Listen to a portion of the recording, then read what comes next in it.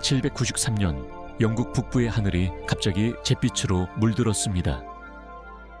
멀리서 붉은 돛을 단 세 척의 거대한 전투선이 다가오고 선두에는 마치 죽음의 세계에서 온 듯한 괴기한 얼굴이 조각되어 있었습니다.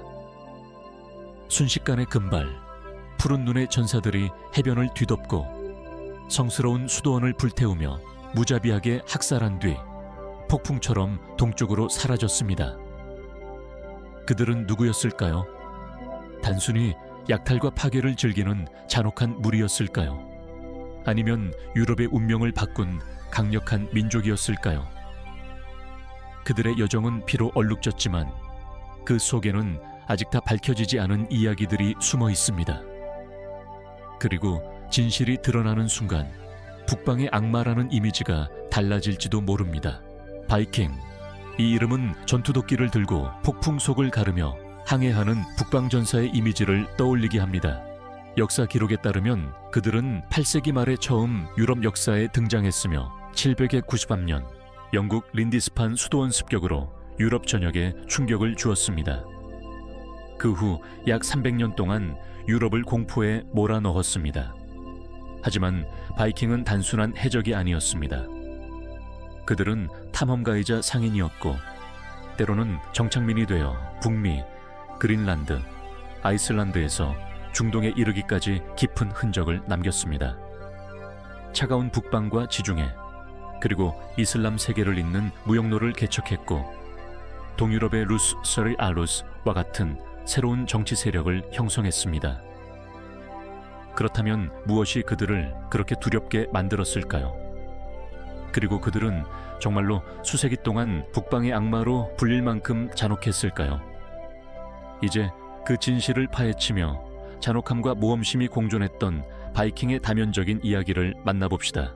8세기 말 유럽은 혼란스러운 과도기를 겪고 있었습니다. 서유럽의 로마 제국은 이미 오래전에 붕괴했고 대륙은 수많은 소왕국으로 나뉘어 방어 체계가 허술했습니다. 북쪽 스칸디나비아 지역, 오늘날의 노르웨이, 스웨덴, 덴마크, 은 바다를 삶의 터전으로 삼는 공동체들의 고향이었습니다. 혹독한 기후와 척박한 토지, 인구 증가 압박은 이곳 사람들로 하여금 먼 땅에서 생계를 찾게 만들었습니다. 바이킹이라는 단어는 만완쥐에서 나오는 사람들을 뜻하며 그들은 해양 항해술에 능하고 바다뿐 아니라 강과 하천까지 자유롭게 드나들 수 있는 빠르고 기동성 높은 롱시프를 만드는 기술로 유명했습니다. 처음에는 무역과 비옥한 땅을 찾는 탐험이 목적이었지만 곧 부유하나 방비가 허술한 수도원과 마을을 겨냥한 대규모 약탈로 변질되었습니다. 793년 린디스판 수도원 습격 사건은 바이킹 시대의 서막을 열었고 이후 300년 가까운 세월 동안 그들의 깃발은 북대서양에서 지중해와 중동에 이르기까지 휘날렸습니다. 바이킹 시대는 해안 마을과 수도원을 목표로 한 기습 공격으로 시작되었습니다. 793년 린디스판 수도원 습격은 유럽 전역에 충격을 주었습니다. 세 척의 전투선이 해안에 닿자 전사들이 상륙해 수도사를 살해하고 금은보화와 성물을 약탈한 뒤 현지 방어군이 대응하기도 전에 북쪽으로 사라졌습니다. 이들은 곧 영국을 넘어 스코틀랜드, 아일랜드로 확장했고 9세기 중반에는 프랑스 해안까지 진출했습니다. 885년 지도자 라그나르 로드브로크는 120척의 전투선을 이끌고 센강을 거슬러 파리를 포위했습니다. 프랑스 왕은 막대한 몸값을 지불하고 철수를 유도했지만 이는 잠시뿐이었습니다. 9세기 말부터 바이킹은 약탈뿐 아니라 장기적인 정착을 시도했습니다. 영국에서는 덴마크, 노르웨이, 스웨덴 전사들이 이교도 대군으로 뭉쳐 정복과 지배를 목표로 삼았습니다. 그들은 요새를 건설하고 점령지를 관리하며 현지인과 융합했습니다.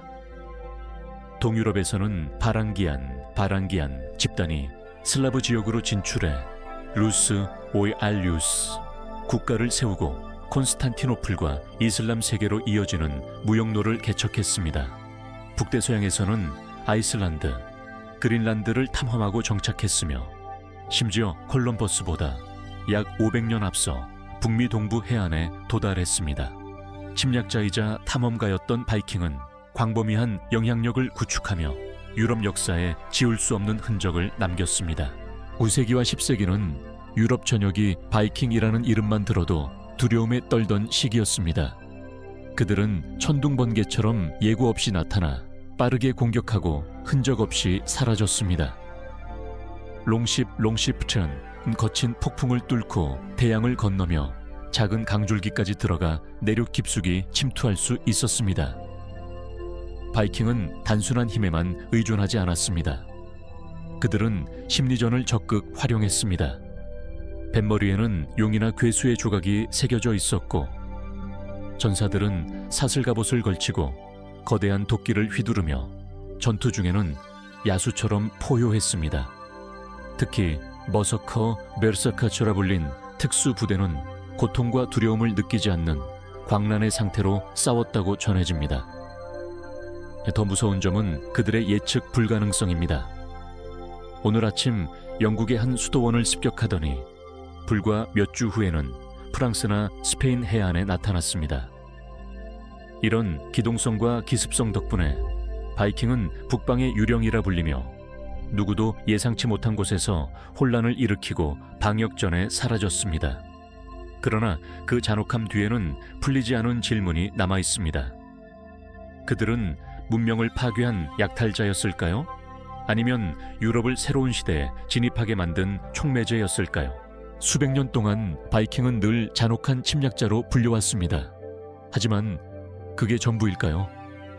고고학자들이 발굴과 연구를 거듭하면서 전혀 다른 시각들이 하나둘 등장하기 시작했습니다.